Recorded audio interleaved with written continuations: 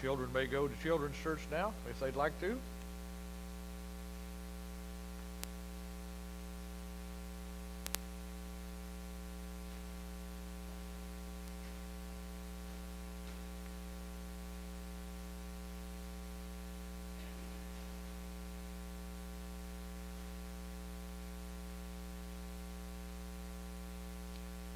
I don't know about you, but sometimes I'd like to go with them. Repeat these words after me. Thank God. Thank God. Thank God. Amen. Amen. Amen. A young man had went to work for an old preacher. He had to have help on his farm. And one day the preacher needed to send him to town to pick up some supplies. But he said, now I've had this horse team for 20 years, and they're trained. If you want them to go forward, you say, thank God. If you want them to stop, you say, amen. The young man thought, I can do that. So he got on the bug board and picked up the reins and gave him a little flip, and he said, thank God. Wait a minute. He said, thank God a little louder, and make it a little faster. And being a young man and feeling that need for speed, when he got out of sight of the old man, he screamed, thank God! And away the horses went, full gallop.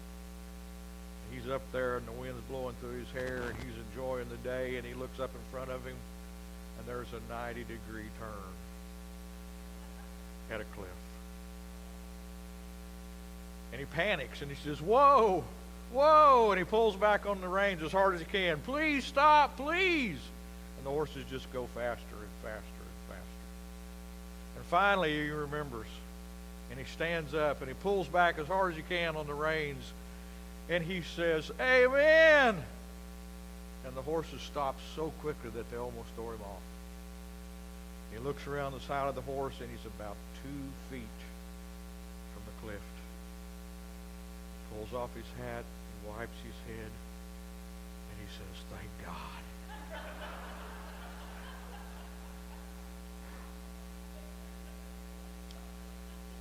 I know some of you saw that coming. Today I'm speaking on Thanksgiving. It's that time of year again. It's rolled around and we all say to ourselves, like we always do, where did the year go? Seems like just a year ago we were planning for Thanksgiving again. Already the stores are filled with Christmas decorations. Children are wondering what they're going to find under the tree. Mom and Dad are wondering how they're going to pay for it. But these days it seems like Thanksgiving is a pre-holiday. Something that we get in shape for Christmas. We eat too much, we sleep too much, we watch too much TV, and we do that right up until January. You know, it's a shame that we let this holiday go by, because giving thanks is truly a privilege. To receive a gift and say thank you is one of the most noble things that a man can do. There's nothing small. There's nothing trivial about it. To say thank you is to acknowledge that we have been given something that we did not earn, and that we did not deserve. Happy is the man who understands that all of life is a gift from God. Not something that we earned, and not something that we deserve. It is our ultimate gift from our Father. That's why in the Bible it says in Thanksgiving, or in everything, give thanksgiving. That's 1 Thessalonians 5:18.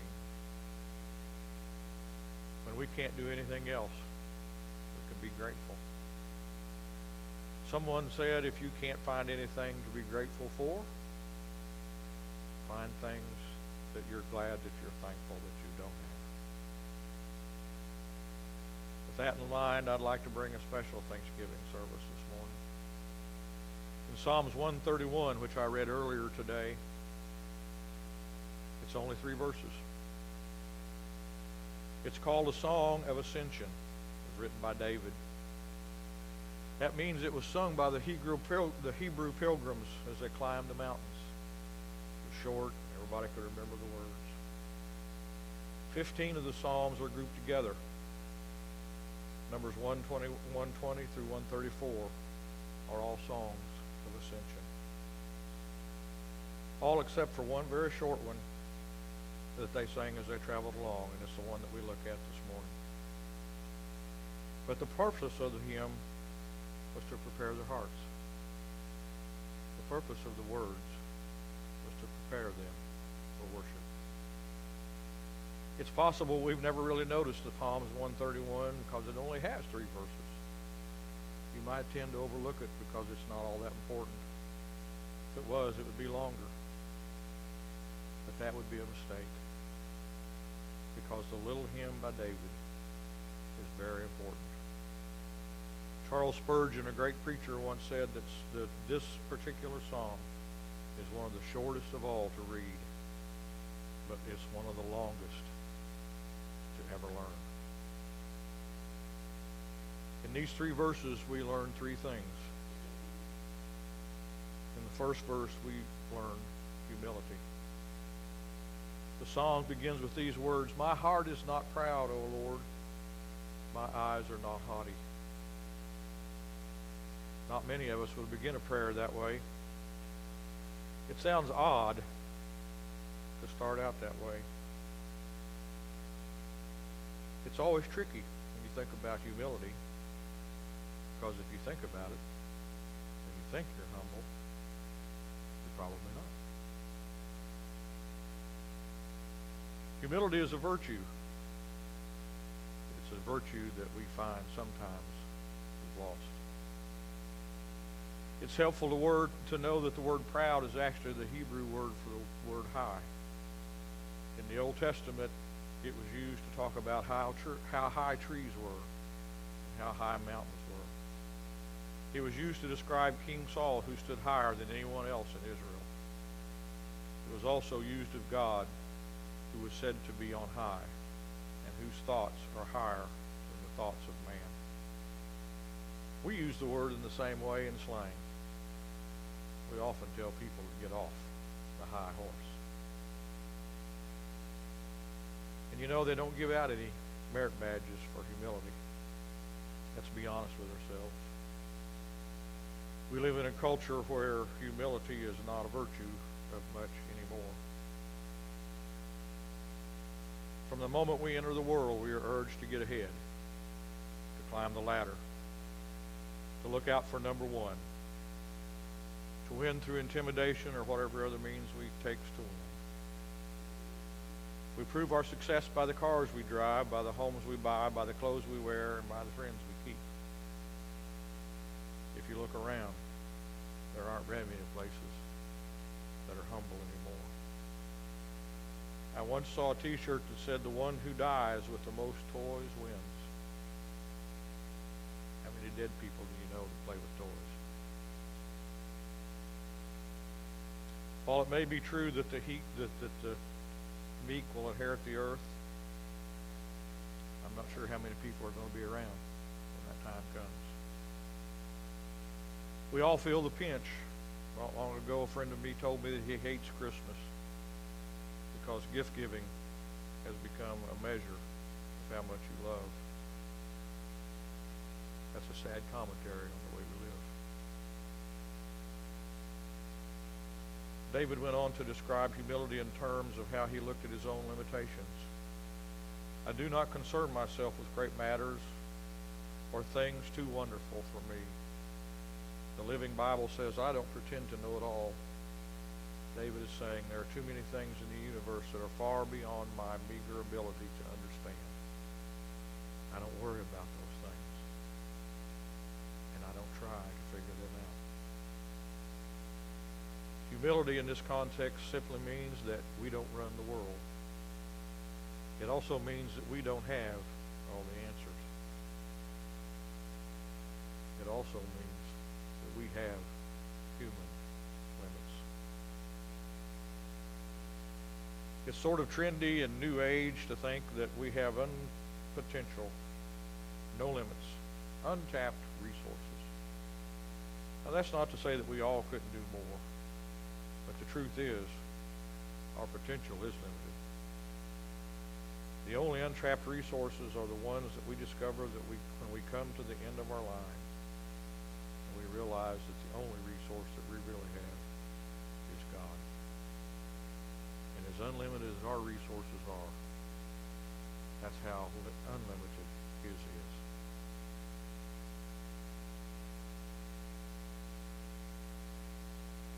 The verse also teaches us about simplicity. Verse 2, "But I have still and quieted my heart like a weaned child with its mother, like a weaned child in my soul within me." The picture here is only of a mother, probably only a mother can understand.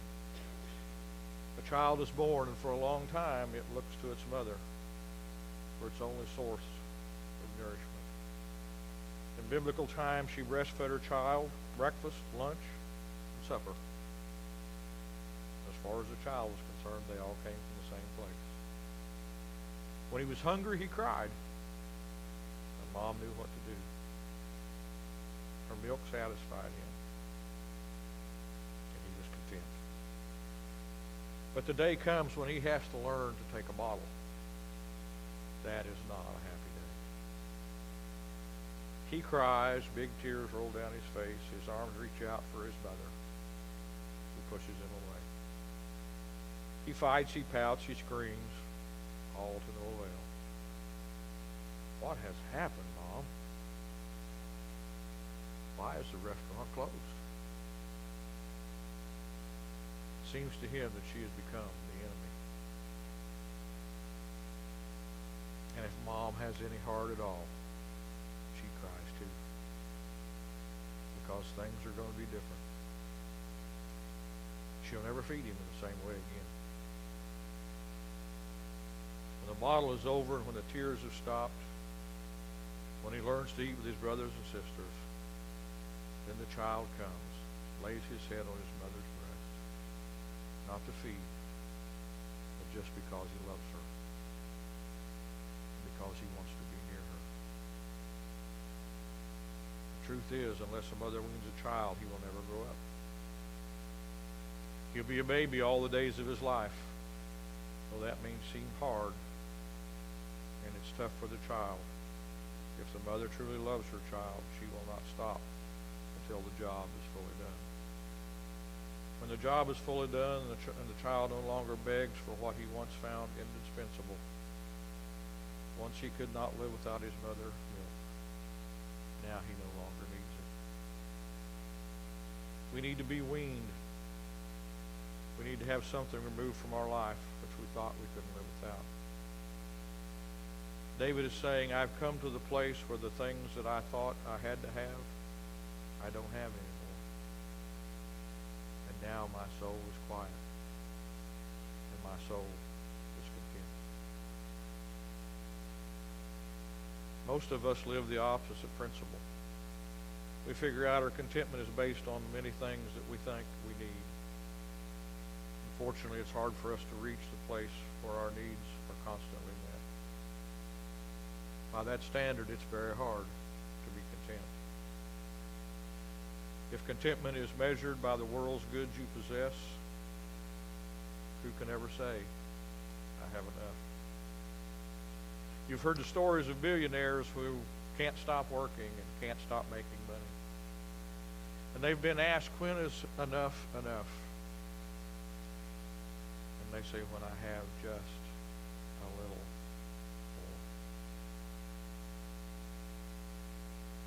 That's the way most of us figure our contentment. In our hearts we think we'll be happy when we have the new car or the new job or the new dress or maybe even the new spouse. Since life is hardly ever that simple, we stay frustrated. And it's hard for us to be happy. No wonder Thanksgiving whizzes by. No wonder Christmas tends to be a nightmare. No wonder we're never satisfied. Instead of being weaned from the world, we are wedded to it. W-E-D-D-E-D.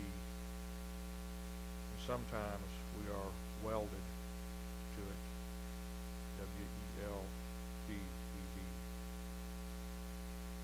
case, as long as that's true, our soul will not be content. It was Jesus who said, unless you become like little children, you will never enter the kingdom of heaven, in Matthew 18, verse 3. What was he talking about? What is childlike faith and simplicity?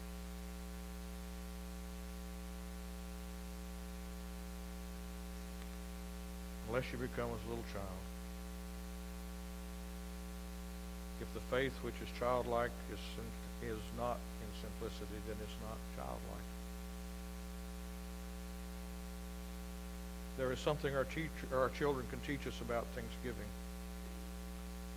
They can teach us what it means to be simple and uncomplicated in their trust to us. How does God go about weaning us from the dependence of the things in this world? I ran across a three-part answer from the Bible. It was written by a commentator over a century ago. First, he makes the things of the world bitter to us. Second, he removes them one by one so that we don't depend on them anymore. Third, he gives us something better. In the end, we find that we no longer need the things we thought we used to and that we couldn't live without. And our walk with God becomes stronger every day. At the end of a bloody battle during the Civil War, someone found the following prayer folded in the pocket of a dead Confederate soldier. I asked God for strength that I might achieve. I was made weak that I might learn to be humble and obey. I asked for health that I might do greater things. I was given infirmity that I might do better things. I asked for riches that I might be happy. I was given poverty that I might be wise. I asked for power that I might have the praise of men. I was given weakness that I might feel the need for God. I asked for all things that I might enjoy life, and I was given life that I might enjoy all things. I got nothing of what I asked for, but everything what I hoped for. Almost despite myself, my unspoken prayers were answered.